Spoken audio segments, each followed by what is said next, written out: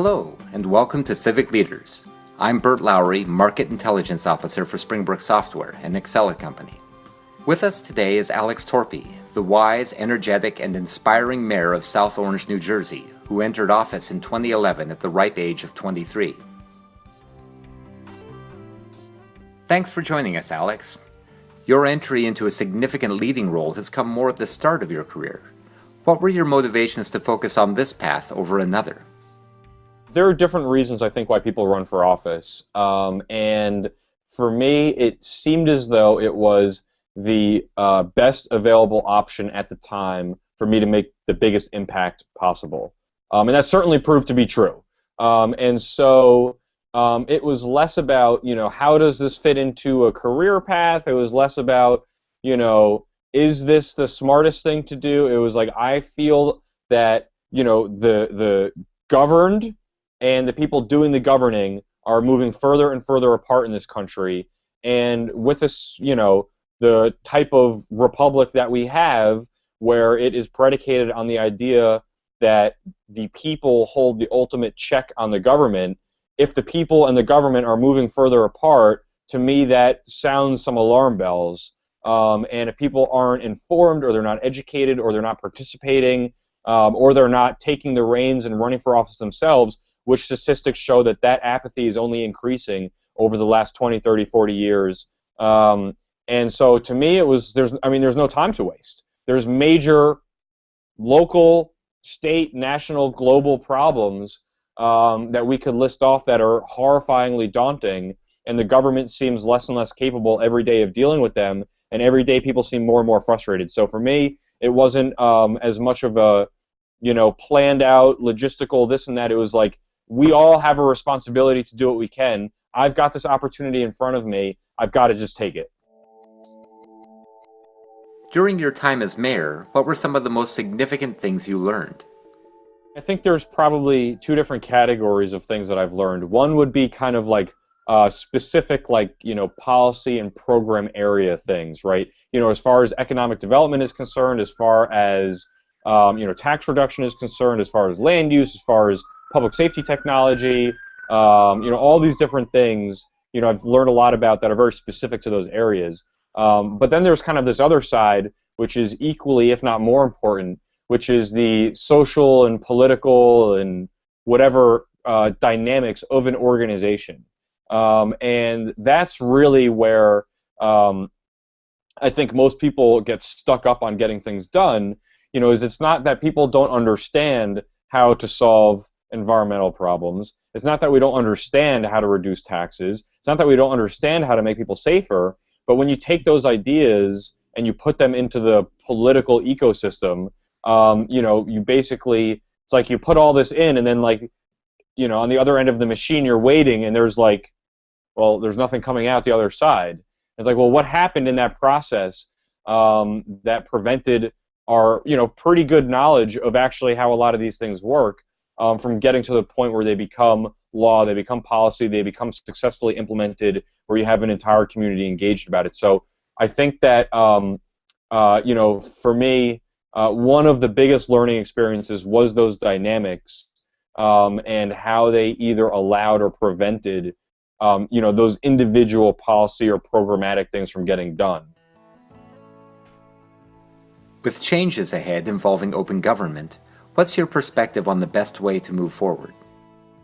I think that there's a conversation that we need to do a better job having, and it's a topic of I co-teach a class in the master's program at Seton Hall University on government and technology, and one of the sections is open government, and one of the courses is talking about, well, what does open government actually mean, and does everything being open all the time for any reason without exception actually make government less corrupt? And I think that the two interesting things to compare, and they're not perfectly apples to apples, but I think there's concepts from each that are worth talking about in this context, which is this healthcare summit that the president hosted a couple years ago. And you had leadership from the Democratic Party, the Republican Party, members of Congress and the Senate, all talking about what their plan was to solve the healthcare problem. And it was basically all stump speeches, that you'd hear during campaign season. And I'm not sure how much got accomplished in that meeting. Sunlight Foundation was doing an interesting thing where they would show the video of the person speaking and then show their top campaign donors right next to it. And you could have the thing on mute, and you could pick what the person's position was with 100% accuracy based on their top campaign donors. And so this was open, this was free, this was live, everybody could see it. And then you look back at something like the Constitutional Convention, where you basically locked all of these statesmen in a room and said, figure this out, and when you're done, you can come out. And there was no media, nobody really knew what happened in those rooms, and there's been pieces of writing about different things that people conjecture about what's happened during the Constitutional Convention and whatnot.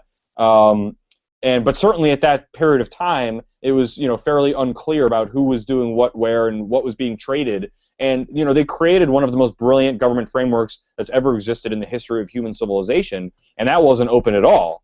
And so that's not to say that things not being open is better by any stretch, but it is to say that if our goal is a less corrupt government, if our goal is a more accountable government, if our goal is a more accessible government, and our goal is a more engaged citizenry, how do we accomplish those goals? And for example, making certain public information available online, making budgets more available, making information available about how the government works, certainly should all be things that any member of the public should have access to, especially considering to some extent, as a public taxpayer, they actually own that information. But every email exchange between government officials is public information, right? And so if I use email all the time, I don't pick up the phone and talk to people as much as someone who might be, of a different generation might prefer the phone. I don't really like talking on the phone. I'd rather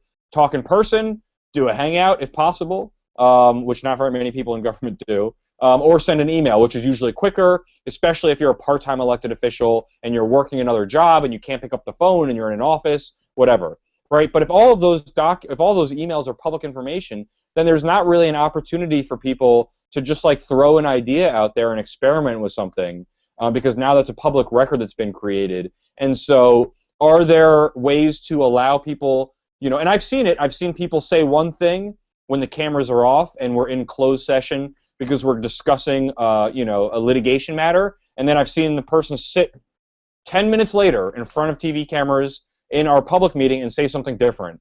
And I'm not sure that TV camera made them any better of an elected official. And so I think that it's worth having a conversation about what open government should be and what it means, and is there a right way to do it and is there a wrong way to do that, and what will help us accomplish those goals that I mentioned. You are a strong advocate for public and even volunteer service. What do you value most about that?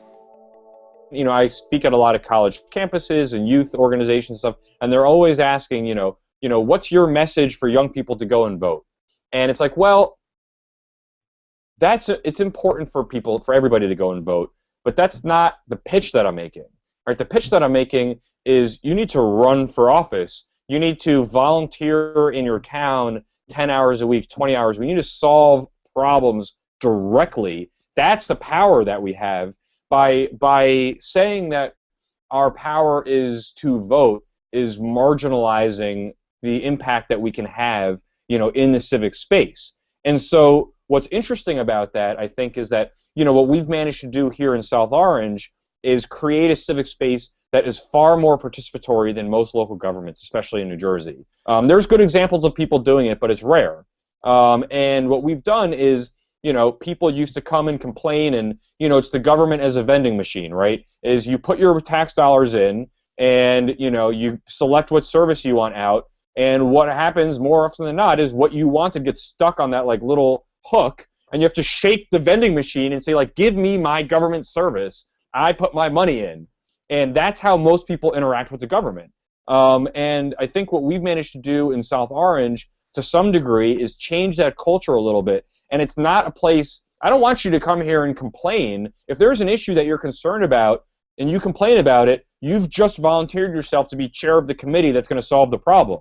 And if we do things that way, and if every town started doing that, on a very community-based level, I think what would happen is we would transform civic participation, because at that point, if you've got a volunteer, if you've got someone who volunteers 10 hours a week doing, we have a redevelopment committee, and they're made up of architects and engineers and planners and experts that help advise us on some of the redevelopment projects that we're doing.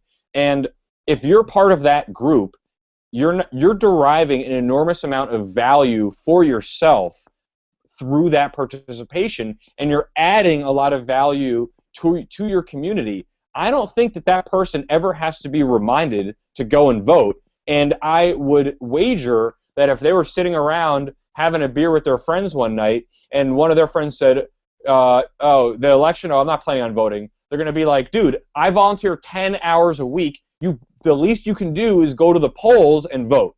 And so if we can get people more involved in civics beyond just voting, and we can get them to derive some real serious value and contribute something, that person will vote, that person will get other people to vote, that person will get other people to volunteer, and you can start to take this civic space that's going downwards in the direction of participation and turn it around, but it's going to be accomplished by asking people to get maximally involved in the civic space, not minimally involved.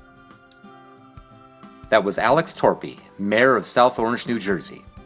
Well, that's it for us today. I'm Bert Lowry for Springbrook Software and Excella Company. Thanks for joining us, and we'll see you next week. Civic Leaders is a Springbrook Software Promnicast. Visit sprbrk.com for more. Syndication support is provided by emerging local government leaders. Visit elgl.org for more exclusive content. This series is produced and distributed by the Volsta Media Network. Be sure to check out other great shows, episodes, and more at volsta.com.